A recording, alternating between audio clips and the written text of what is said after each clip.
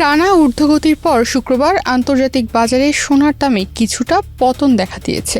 Spot গোল্ডের দাম 0.5% কমে প্রতি আউন্স $4,330 নেমে এসেছে।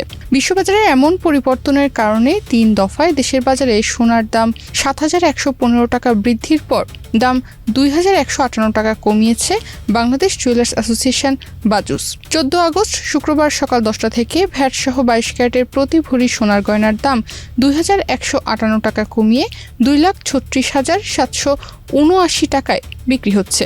সোনার গয়নার দাম কমানো হলেও দেশের বাজারে রূপার গয়নার দাম অপরিবর্তিত রাখা হয়েছে। ভ্যাট সহ 22 ক্যারেটের প্রতি ভরি রূপার গহনার দাম এই মুহূর্তে 5,074 টাকা।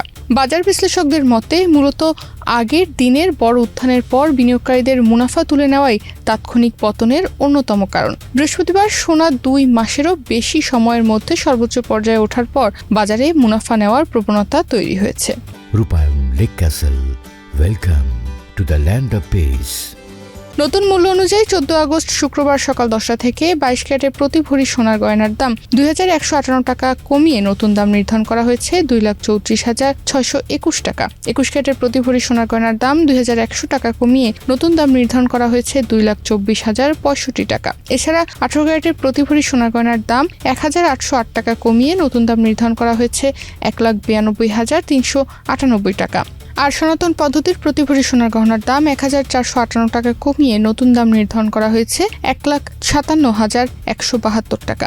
এর আগে গত 13 আগস্ট সকাল 10টা থেকে 22 ক্যারেটের প্রতি ভরি সোনার গহনার দাম 1,633 টাকা বাড়িয়ে নতুন দাম নির্ধারণ করা হয়েছিল 2,36,779 টাকায়। এছাড়া আজ সকাল পর্যন্ত 21 ক্যারেটের প্রতি ভরি সোনার গহনা বিক্রি হচ্ছিল 2,26,165 টাকায়। গত কয়েক বছর ধরে বলতে গেলে ধারাবাহিকভাবেই বেড়েছে সোনার দাম। তবে 2026 সালের শুরুতে দেশের বাজারে 22 ক্যারেটের প্রতি ভরি সোনা 2,24,182 টাকায় বিক্রি শুরু হয়। 2026 সালের জানুয়ারি থেকে এই পর্যন্ত দেশের বাজারে মোট 103 বার সোনার দাম সমন্বয় করা হয়েছে। এর মধ্যে 53 বার সোনার দাম বাড়ানো হয়েছে এবং কমানো হয়েছে 50 বার। আর গত 2025 সালে দেশের বাজারে মোট 93 বার সোনার দাম সমন্বয় করা হয়েছিল। 14 আগস্ট শুক্রবার সকালে সোনার নতুন দাম নির্ধারণ করে বিজ্ঞপ্তি দিয়েছে বাজুস। এতে বলা হয় স্থানীয় বাজারে তেজাবি স্বর্ণ বা পিওর গোল্ডের দাম কমেছে। এ কারণে সোনার দাম সমন্বয়ের সিদ্ধান্ত নিয়েছে বাজুস। বাজুসের বিজ্ঞপ্তিতে আরও জানানো হয়, পরবর্তী সিদ্ধান্ত না আসা পর্যন্ত দেশের সব জুয়েলারি দোকানে এই মূল্য কার্যকর থাকবে। অলংকারের ডিজাইনের উপর ভিত্তি করে মজুরিও যুক্ত হবে, তবে বিক্রয় মূল্যের সঙ্গে ভ্যাট অন্তর্ভুক্ত থাকায় গ্রাহকদের আলাদাভাবে কোনো ভ্যাট দিতে হবে না।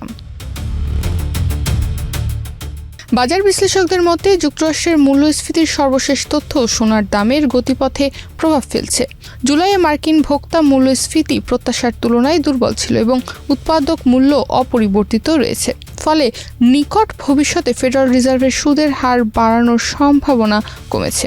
সেপ্টেম্বরে সুদ হার বাড়ার সম্ভাবনা গত সপ্তাহের প্রায় 55% থেকে নেমে 33% নেমে এসেছে। তবে সুদ হার কমার প্রত্যাশা সাধারণত সোনার জন্য ইতিবাচক হলেও এই প্রত্যাশা ইতোমধ্যেই দামে অনেকটাই প্রতিফলিত হওয়ায় নতুন করে বড় উত্থানের অনুঘটক না থাকায় সাময়িক মুনাফা নেওয়ার চাপও তৈরি হয়েছে। অন্যদিকে মধ্যপ্রাচ্যের উত্তেজনা সোনাকে কিছুটা সমর্থন দিলেও তাৎক্ষণিকভাবে নতুন বড় ক্রয়ের চাপ তৈরি করতে পারেনি। ফলে বর্তমানে সোনার বাজারে মূলত মুনাফা গ্রহণ, নতুন অনুঘটকের অপেক্ষা এবং আগের উত্থানের পর স্বাভাবিক মূল্য সংশোধনের প্রভাব কাজ করছে। তবে বাজার বিশ্লেষকদের মতে দাম $4,400 গুরুত্বপূর্ণ স্তর অতিক্রম করতে পারলে বছরের শেষ নাগাদ $5,000 যাওয়ার সম্ভাবনাও উড়িয়ে দেওয়া যায় না। আর যদি বছরের শেষ নাগাদ সোনার দাম $5,000 অতিক্রম করে তাহলে দেশের বাজারেও সোনার দাম সেই হারে বাড়তে পারে বলে ধারণা করছেন বিশ্লেষকরা। তনিমা রহমান, বাংলাদেশ প্রতিদিন।